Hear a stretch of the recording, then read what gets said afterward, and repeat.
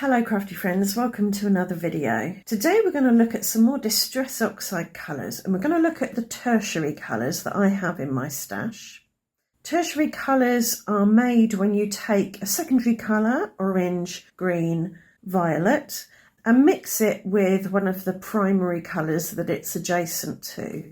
So if you mix orange with red, you get a red orange.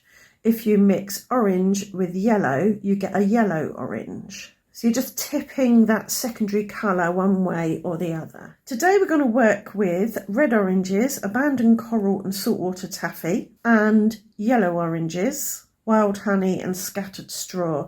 Now I did use scattered straw as my pastel primary yellow because I've only got squeezed lemonade and scattered straw as yellows. I'm not big on yellow, to be honest, so I didn't want lots of yellow ink pads, and I just chose two: squeezed lemonade, which is a bright yellow, and scattered straw, which is more muted, more pastel, but it is slightly oranger. But it pairs nicely with wild honey, so we'll play with those today. So we'll blend and work our way from scattered straw to abandoned coral on the same piece. Because they are near each other on the colour wheel, they're called analogous colours, and if you mix them, they don't make mud, they just make another nice colour. So scattered straw into wild honey.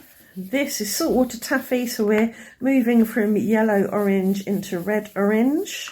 And finally, abandoned coral. So that's quite a dark coral colour.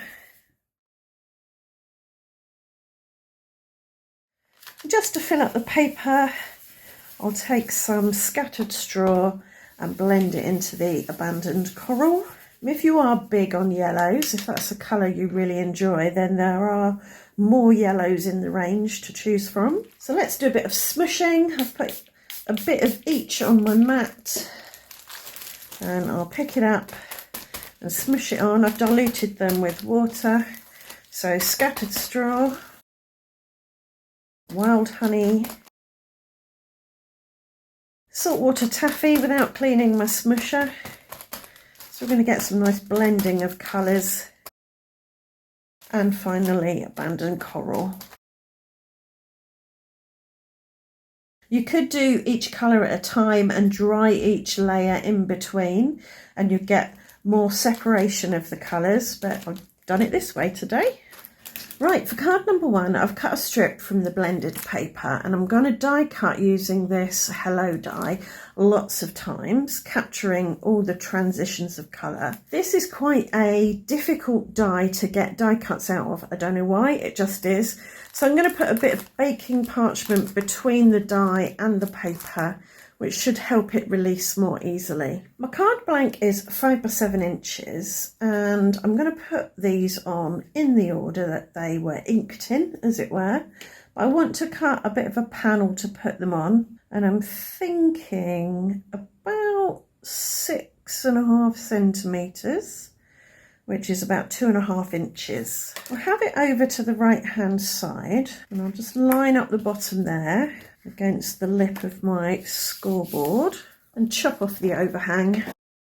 And I'll bevel the edges with my beveling tool to make it look neater. To add glue, I'm going to spread the glue out on my little silicone mat here and place that in, ink side up. Just gently press it in so it picks up some glue. I don't want to use my glue dotter because it's too easy to get glue on the front of the die cut, and I don't want to mess up the ink. So I'm going to have this in the middle of the panel, but coming off the bottom of the card. Press it down with a bit of non-stick paper. Use a clean bit of microfiber cloth just to blot up any glue. I'll snip off the overhang just to make the next bit easier, because I want to make sure the rest of my words are lined up exactly the same. And now I'm going to put this one up the top, but hanging off the top a little bit. I'll snip off the overhang again. And now I'm going to work my way down, trying to get these all lined up nicely. So they're all in place. Once they're properly dry, I'm going to brush off any bits, I think, because there's a few hairy bits from the die cutting process that need removing, but I don't want to poke them about while they're still wet. I do want to add some shimmer and shine, so I'm going to add some dots of matte medium and then add some gold foiled cardstock circles. And I think we need just a little bit of black, and I'm going to add that with a gel pen as doodly lines down either side of this strip of paper.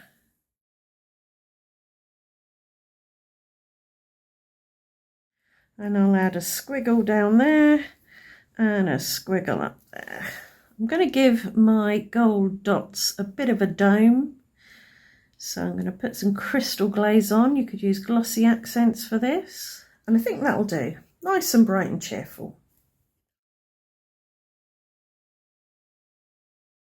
Onto card number 2 now, and I'm going to use the smushy background to die cut this torn edge rectangle. And I'm going to map this on some smooth white card before I put it on my card blank to give it a border. And I'll bevel those edges. And it's going to go towards the top, over to the left, so it's centred on this third line here. For my focal point, I've die cut a flower or 2 flowers out of white card. Same white card as the card blank. I've layered one on top of the other with the top one rotated so the leaves are in between these. No, not leaves, petals. And I've got a flower centre, also in white.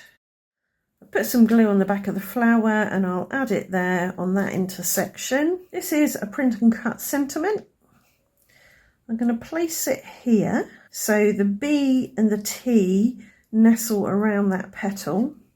It's more or less centralised in the horizontal direction. Put a little bit of card under here to support the sentiment, and we'll add a few gold circles for shimmer and shine. I've added the crystal glaze to the gold, but I'm also going to add it to the flower centre, so when that dries it'll be glossy and dimensional. And that's a really simple card number 2.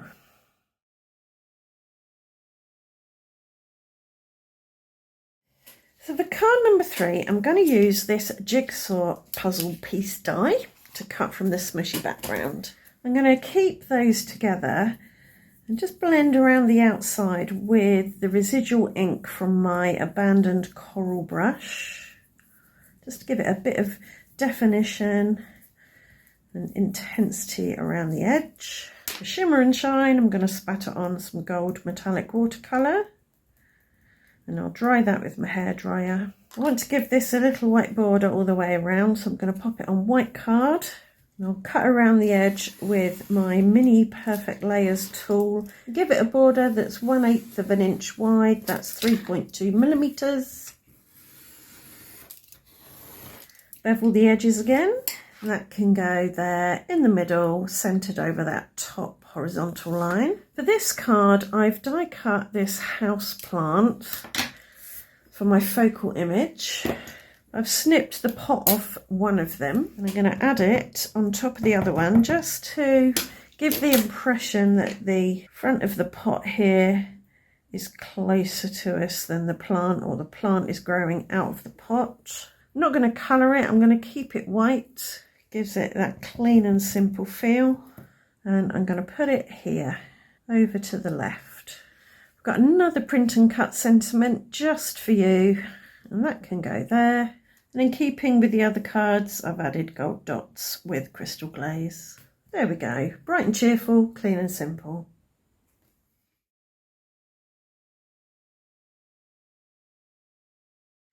So there are 3 cards made using red orange and yellow orange distress oxides. In the next video, we'll look at yellow green and blue green. I hope you've enjoyed the video today. I hope you've got lots of ideas from it, and I hope to see you back here very soon for another video. Thanks for watching. Bye for now.